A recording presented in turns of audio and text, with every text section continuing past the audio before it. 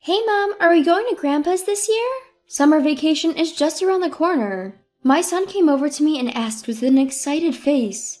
Well, your dad can't get time off, so it'll be just you and me. But if that's okay, let's go together.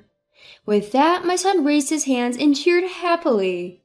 My name is Jessica, a working mom of 38, raising a child. I had been job hunting since my son was born, but luckily got rehired at my old workplace around the time he started elementary school, and I've been working mainly from home. My son has grown up, now in the 5th grade. I'm considering the next steps in my work life as well. My husband is 2 years older, at 40. He was an ambitious salesman when we got married, but changed jobs 3 years ago, forgetting the favors he owed his old company, supposedly because of a better offer. For some reason, his salary, which should have been increased, has decreased, and the conditions are worse than at his previous company with long hours of overtime every day. My parents live in the countryside at a rural farm in Nebraska, and my son has been watching farm work since he was little. Now he joyfully helps out whenever he goes to the countryside. My parents seem very pleased to be able to work in the field with their grandson and are always enthusiastic about teaching him. I used to be a little embarrassed that our home was a farm, but now I'm glad that this is where I grew up, and when I go back to the countryside, I help out in the fields again after a long time. My husband, having grown up in the city, dislikes the countryside, and whenever we go to my parents' place, he arranges work, even if he has to force it, as an excuse not to go. He seems to think I haven't noticed, but it's obvious. I'd like to spend about a week in the countryside this year. What about you? I asked my husband just to check. I'm busy with work. I plan on taking my vacation later in the summer. It's always the same. Well, I guess staying a week at your in-laws can be unpleasant. But my son is looking forward to it, so this year I took my son and went to the countryside for fun. Then I get contacted almost every day by my husband. Where's my change of clothes? What should I eat for dinner? It's always such things. I know my husband is not good at housework, so I prepared his clothes so he doesn't have to do laundry, and I've frozen meals and instant meals so he should be able to eat if he can use the microwave. He's a grown man, so if he doesn't like it, he can eat out or buy something. Despite telling him that, he kept asking me questions. It makes me want to tell him to give me back the precious time I've spent preparing for these unnecessary interruptions. When I get home, there are unwashed laundry, uncollected trash, and everything is in disarray. I can't help but sigh. I tried talking to my husband, but he simply responded, I was tired from work, can't be helped. Just as I expected. I usually work, take care of our son, and do house chores, yet how is it that he can't do anything, even his personal tasks, in just 1 week? I feel frustrated, but I can't bring myself to start a fight that's clearly on the horizon. A month later, our son, who had just returned from visiting our relatives in the countryside, seemed to have more moments of contemplation. I thought he might just be missing the family he had stayed with. When I asked him why, his answer was surprisingly mature. Grandpa and Grandma seem to be struggling with their farm work. I wish there was an easier way for them. Apparently he was concerned about his grandparents. I was touched by his empathy and felt proud of his growth. Later, during a rare visit to the office, I had a casual chat with the boss and mentioned this conversation. My son was worried about his grandparents who work in the fields. My boss seemed intrigued by my comment. Apparently, they were planning to apply our company's technology to agriculture and start a new project. Despite being a small company, we have developed various products. They want to introduce those to agriculture. In other words, to implement IT solutions in farming. They were looking for farms willing to collaborate for a pilot project, so I immediately talked to my parents, agreed to assist, and they decided to participate. Since then, there's been a new spark in my life. The nature of my work has shifted from mundane tasks to creative ones. The prospect of helping my parents and the excitement of coming up with new ideas keeps me exhilarated. I suppose I look just like my son, who's eager to go visit the countryside again. This is the kind of work I've always wanted to do. Seeing me like this, my husband, misinterpreting my enthusiasm, asked me in a bad mood, Are you having an affair or something? Excuse me? Taken aback by his outrageous question, I let out a surprised squeak. I had to explain the situation to him again. It's not an affair, I'm just enjoying my work. I've discussed it with my husband, but his response has always been nonchalant, just an, uh-huh. This time, however, he surprisingly smirked and dismissively said, You're turning into a farmer now, huh? I was annoyed by his condescending attitude towards farming and rural life. But thinking it's best for our son to have both parents, I've never considered separating from him. But life's turning points can't come out of the blue. A few months later, I ended up leaving my job to start my own venture. I found that there were more things I wanted to do on my own, and after discussions with my company, it was decided that I would go independent but still collaborate with my current company. I had been talking to my husband about it for a while, but when it actually came to leaving my job, a big incident occurred. I approached my husband when he got home from work. "Welcome home. Just like I told you, I quit my job today." I reported to my husband again just to be sure. Suddenly, he gave me a stern look. "What? You really quit? Why, you're going to be a bum?" Huh? I almost blurted out the same words as my husband. Hadn't I been talking about this all along, and hadn't he been listening? Who's quitting work? Listen, I've been telling you this for a while. I'm not going to stop working. I'm going independent. Going independent, that's just a fancy excuse, isn't it? Even up to now, you've just been lounging around at home with your laptop open. I can't even tell if you're working or playing. You're just saying you're going independent so you can play on your computer and feel like you're working, right? Did my husband just say something outrageous? I wonder if the reason why working from home is not understood is because there are a certain number of people who think like this. Playing? I am properly working. I prepared to argue back, ready for a fight. I understand why you might feel that way, but I've been working properly, doing housework in between, and I don't think I've ever slacked off on my work, housework, or child rearing, have I? Since you're at home, it's only natural that you do the housework and child rearing. It's your job. I let out a sigh at his words. If that's the case, you should be earning a decent income. Your salary has been lower since you switched jobs, right? Right now, I'm the one earning more. If I were a stay-at-home wife, maybe that would be acceptable, but that's not the case, is it? And in fact, I'm contributing more to our household income. But you're quitting, right? So you're a bum. My husband sighed and walked out of the living room. We can't even have a proper conversation so it doesn't even turn into a fight. I thought things would go back to normal the next day, but then my husband came back and stopped in front of the table. Wondering what was going on, my husband spoke. "A wife who doesn't bring in money is useless. Write this down and let's get a divorce." From out of nowhere, my husband laid divorce papers on the table. For a moment, I was confused, but I accepted it out of anger at his actions. Really? Are you sure about this? With that, my husband gave a sly smile. "Of course. I'm not obligated to support a housewife who doesn't work." "Oh, I see. It's futile to say anything to this man. I can't do anything about it.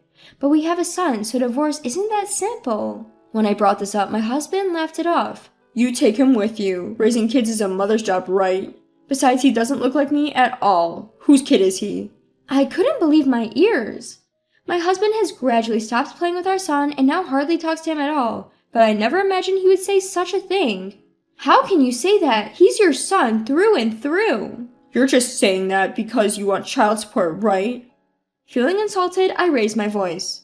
"Well then, go ahead and get a DNA test or whatever, but you do realize what happens if he turns out to be your son, right?" "Yeah, I'll pay child support or whatever if you can prove it." Our son has been through a lot, but he would be transferring to a new school from the new academic year. We'll live in my parents' house and he'll go to school there. My work can be done anywhere, and actually this environment is more conducive to my research on IT and agriculture. Our son also seems to be enjoying helping out with farm work, and he listens intently, eyes shining whether he understands or not when I talk about my work.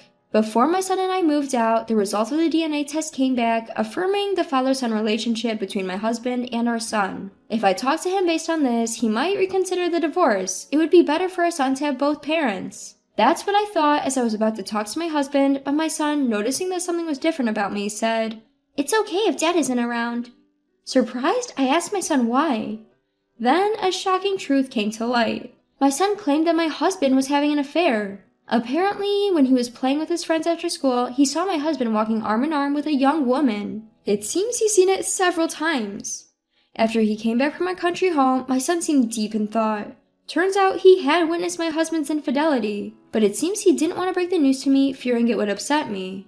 I can't say my husband hadn't been acting suspiciously. Since he's changed jobs, he's been coming home late and started bringing his cell phone even to the bathroom, but I just assumed it was normal behavior for a busy worker. I never even considered divorce, so I probably didn't entertain the idea that he might be cheating. Is it possible that the idea that he was persistently telling me that I was cheating on him was because he was cheating?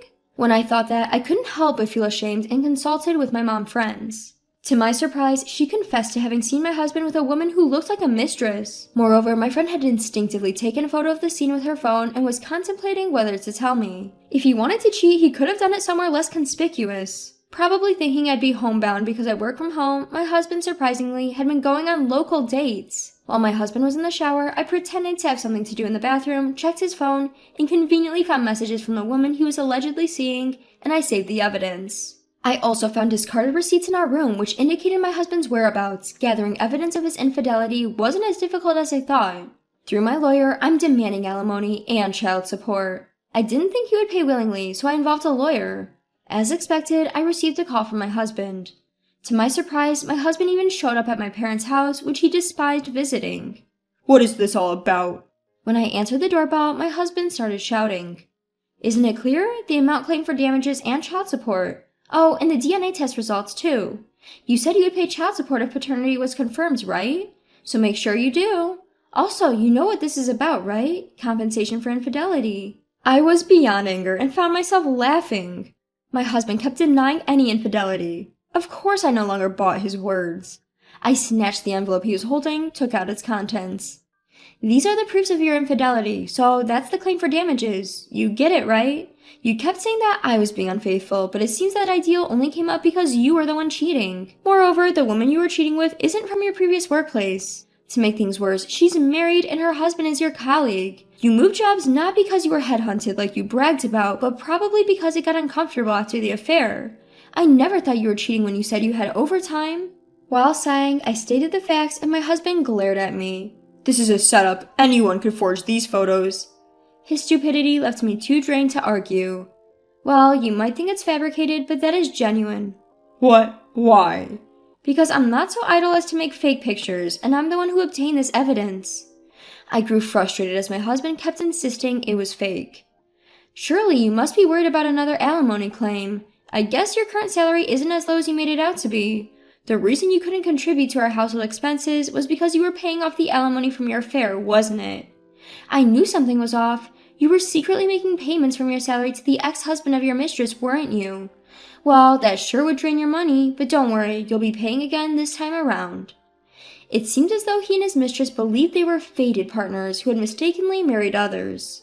If that were the case, he should have just divorced me, but I guess he didn't want to divorce me because he knew he would have less disposable income. This time, my husband was so adamant because he genuinely thought I had cheated in the past and that our son wasn't his. That it was really his son. Hadn't his wife been having an affair? That was what the mistress had manipulated him into believing. Considering he could doubt me based on such claims, it's definitely the right decision to get a divorce. Anyway, we're getting divorced. We're already living separately, so there shouldn't be any issues. My husband's expression hardened at my words, but I just laughed it off. Oh, I suppose there might be one issue. You're probably having a tough time maintaining the house, aren't you? You can't even use the washing machine or take out the trash. But you'll be evicted if you let it become a dump, so you better clean up. I have no desire to return to such a place. I won't be returning to that house. Do your best with your mistress. Oh, and I want the alimony and child support in one lump sum. I don't want to deal with unpaid installments. Even if you have to get into debt, you should pay it off first. Thank you. Hey, wait. Despite the desperate look on his face and the cries in the hallway, when he realized no one was paying him any attention, he dejectedly walked out, got into his car, and drove off. Apparently, he was surprisingly upset by the fact that it was proven that our son was indeed his. I guess he lost faith in his mistress, who kept insisting that they weren't related. The divorce with my husband was finalized smoothly after that. As promised, I received the alimony and child support in one lump sum. He couldn't afford it even after dipping into his savings, so he dutifully took out a loan. When I made a claim for damages against the mistress, a huge argument broke out between her and my ex-husband. She was outraged, yelling, "Why should I pay damages?" But it's only natural since she was the one who had an affair with a married man. They had to leave the apartment we lived in because they couldn't afford the rent. They've now moved to a rundown apartment, and the mistress seems unhappy about it, but they have nowhere else to go, so they're reluctantly living together. Meanwhile, I'm fully back on track with my work, and I'm enjoying every day. When I got a job related to IT, I never thought I would have a future like this, but it's like a dream that what I've studied is helping my family's agriculture. With the adoption of IT, the hours of work in the field have been reduced, and my parents are glad to say that it has lessened their physical burden significantly. My son has started middle school, and I was worried whether he'd fit in, but he's off to school today, bright and cheery. He still loves spending time in the fields, but he's also shown an interest in my work, and recently, he started asking me to teach him how to use the computer. I know it might seem like I'm a doting parent, but I can't help but look forward to the future.